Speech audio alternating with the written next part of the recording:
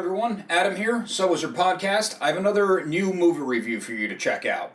The official description of To Whom It May Concern is, a beautiful and emotionally damaged bartender plans her death until she takes in a homeless neighbor. As the two fall in love, she has to confront her demons to stay alive. Now, while that is the official synopsis, I mean, it's on IMDb anyway, I feel like it doesn't quite grasp what the movie is, and I don't mean that a knock to the creator if he's the one who wrote it, I'm not really sure, but while the elements are there, it doesn't really explain what you're getting into and kind of downplays it in an almost cheap way. I mean, I guess if I call something cheap it sounds insulting, which is not my intention, but anyway, this is a very powerful movie. I just want to get that out of the way. I really did like this movie. It's well made, it's well acted. We'll get into all of that. I just want to put that up front. It follows Anna, who, yes, is a beautiful and emotionally damaged bartender, but the bartender thing isn't really... it's not really part of her. It seemed to be more part of the broken part of her. Like, they don't spend a lot of time with her at her job. It's just kind of something she's doing to pay the few bills she has. And she clearly is planning an exit. That's not a spoiler, that's the movie. I mean, it's right there up front. She goes to a funeral home to plan her own arrangements. She has all of her stuff packed up, canceled her cable, she has no pets, she has no attachments. She writes a note, to whom it may concern. All that is there, yes, but it just... the movie brings you so much more than just that. So the movie, as I said, follows Anna, played by Dawn Olivieri, and something happened to this woman. She is depressed. I get this sense there's a lot of trauma in her past. She's a very closed-off person. Even her coworker, who she, hooks up with at times, kind of gives a speech to Sam, her friend, we'll get to him, at one point, saying that nobody really knows this girl. She's closed off, but she doesn't just scream, suicide risk, which... it seems that people in real life, and I don't want to talk to anyone else's personal experiences, but a lot of times that's not the case, that people aren't just out there shouting it from the rooftops. But anyway, in Anna's case, we'll focus on the movie, she's a fully formed person, and maybe that's why I thought the synopsis was just kind of lacking, because yes, she's damaged, yes, she's broken, yes, she technically is a bartender, but there's just so much more going on in her head. One thing I really appreciate about the script is that we're never given an exposition dump as to, this is what happened in my past, which led me to this, which led me to that, and, now I'm going to kill myself, and there's nothing you can do to stop me, and this overly dramatic, poorly written thing. The script is so much stronger than that, where you spend just an hour and a half with this person, but you feel like you know her, you feel like you're part of her life, and when the inevitable starts to play out, even though you know it's coming, it's still... gripping. You still want to intervene. You want to do something. It's very interesting how you get there. But I loved the fact and appreciated the fact that this was handled realistically, this was handled with some subtlety, this was handled with respect, and it never felt like a sermon. This movie was never trying to teach me a lesson, even though it has a lot to say. I am not against movies having something to say. Obviously, I just want it to be a good movie first, and the lesson can work its way in through the characters and dialogue and everything, which, To Whom It May Concern, does. For the first 40, maybe 45 minutes, I was looking and waiting for that exposition dump scene where it's like, here's Anna's whole past. Maybe we would get a flashback even, whatever it was. I was waiting for it, and we're never really given that. And when I got past the hour mark of the movie, I realized I didn't need it. I was all in on Anna's story because I was in on the character. You care about the character. You are spending time with her. I'll get into the cinematography later, but the way it's shot, it feels very intimate. You feel like you are there with her. Need it. There's glimpses and there's hints. We have an idea. We know that she's broken. We know what's on her mind. We don't know how far she's willing to go. We don't know how serious she is right away. And as I said before, she's a very insular character. She's not open and sharing. She doesn't really seem to know how to be open and sharing, even when she meets Sam, and before too long she wants to be open and sharing with him, and she does it in I mean, I guess immature would be the word. She kind of just throws herself at him, and when he tries to pump the brakes, not that he's rejecting her outright, she doesn't know how to deal with that, which I also thought was really well done, which I'm kind of jumping tracks now talking about Sam. He is also a fully fledged character. It's very much about Anna. Dawn, the actress, is doing all the heavy lifting in the movie, or a lot of the heavy lifting in the movie, and it's very much her story.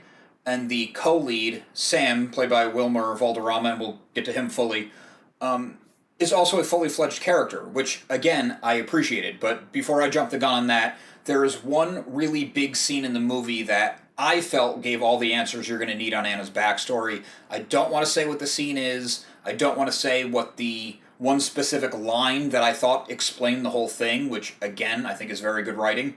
I don't want to say what that is because I don't want to give it away. But when you're watching the movie, you will know the scene. And when you know the scene, just keep an ear out because there's a lot going on. There's a lot of commotion. There's a lot of physicality. And there's a lot being said.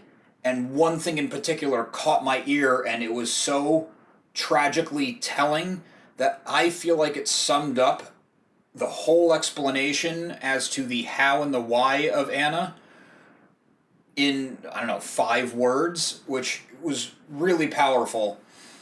It's almost a throwaway line, like it just kind of goes out and in, and there's no character who pauses and, did she just say what I think she said, or asks her about it later. It's there and it's gone, but as an audience member, when you hear it, I think you're going to put it all together. There is a co-lead in the movie who also gets to do a lot of emotional stuff, gets to do a little bit more of the comedy side, and Dawn actually does get to play a little bit of comedy. I mean, it's not a dark comedy. This is in no way a comedy, but there are some scenes clearly played for humor, probably to break that tension a little bit to keep you in there. Because while this movie deals with heavy subject matter and serious issues, it never feels like you're watching a depressing movie, which I think, again, is credit to the writer, director, and the cast as well. Anyway, I mentioned Sam a few times. He is played by Wilmer Valderrama. I hadn't seen Valderrama in anything since that 70s show. I know he had been working, I just personally had not seen any of his projects, and I loved that 70s show when it aired. It's a great sitcom, it's funny, it's pretty much like a live-action cartoon looking back on it, and especially the character of Fez that he played. And while that show's been off the air for a decade or more, and Wilmer is an actor, he is not Fez, obviously, I was a little worried that's how I would see him in the movie. That lasted, I don't know, 10 seconds, probably not even. He looks very different, he's carrying himself differently, he's not putting on a voice. He's an actor, he's doing his job, he did it then, he's doing it now. But it did not take me long to see Wilmer Valderrama as a serious actor. He did a really good job in this, and I hope he keeps doing more. I'd like to see him in something else now. So as I said, he gets to do a little bit more of the comedy side of things, but he's never making light of Anna's situation. He's never making light of his own situation, because he is a fully fledged character. He has his own past, his own baggage, his own stuff going on. And while it's not as deeply rooted as Anna's, he is not suicidal, he's not very depressed. They're not the same person, because that would have been a little much, I think, would be a word for it, a term for it. Appreciate, and the relationship that forms between the two of them is complicated and not linear, which was also very well done. So he does a really good job in this supporting role to Dawn Olivieri, and the two of them carry this movie on and make it work. I've been talking about the script and how the actors are making it work a lot, but the script itself is very strong. I feel like it was a very honest approach. Maybe if you have different personal life experiences, you may feel differently. But to me, it felt honest. To me, it felt very real. So, writer-director Manu Boyer, as I said, is a very honest writer, and he was writing for the characters. He was getting into the soul of the characters, and he got the best out of these two actors, along with, the other supporting cast. There's really not a weak link among the bunch, but the two do 90% of the movie, if not more. He got a lot of them without it ever tipping and going too far. Something else I'd like to give him credit for, even though I know it takes a lot of people to make a movie. This movie, the cinematography is gorgeous. It is beautifully shot. the camera is in there and intimate in all the right ways, and it makes you feel like you're part of the story. There's subtle changes, not just amongst different scenes, but within scenes that don't just show you the movie in a great way, but you feel it in a great way. It's really nice, and maybe these effects and angles and techniques are heightened a little bit more than they would be in real life, or if you just literally had a camera on watching two people, but they're done in such a subtle way that it doesn't feel like the Hollywoodization of a serious story. It gets you into the feeling with just enough, and just like the actors, the feel, the tone of the movie never goes too far. I had a screener for this movie, so I ended up watching it on my laptop, and I have a nice laptop, it has a very good screen, but it's, 16 inches. It's not a large screen, and it has little laptop speakers.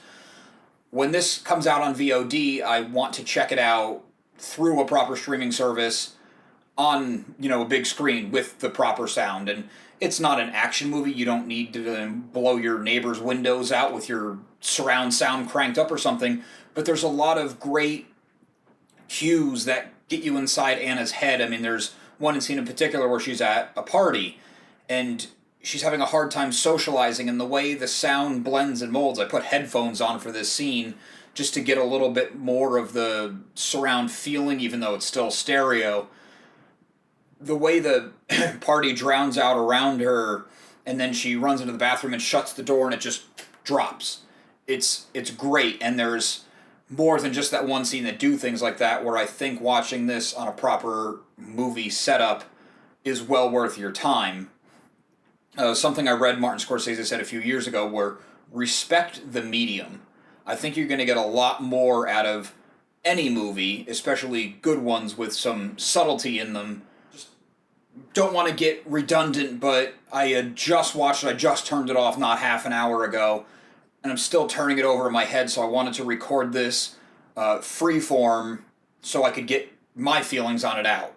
Usually when I watch a movie, I write a script and I try to record it the same day, but since I've written down my thoughts, they are all my thoughts. When I record it, you could probably tell I'm usually reading off a teleprompter or something like that. They're still my thoughts and feelings and everything, but this one is so fresh, and I wanted to do it that genuine service because the movie is honest and the movie is raw in a lot of ways, that I wanted to deliver my experience of it to you as best and as honestly as I could. And while it pales in comparison to a movie who's dealing with such heavy subject matter, hopefully this helps kind of get your mind rolling on adding this of your upcoming things to watch. I don't have the exact release date yet. When I do, it will be posted, but To Whom It May Concern is coming soon to VOD. You should definitely be on the lookout for it. It stars Dawn Olivieri and Wilmer Valderrama, and it's made by Manu Boyer.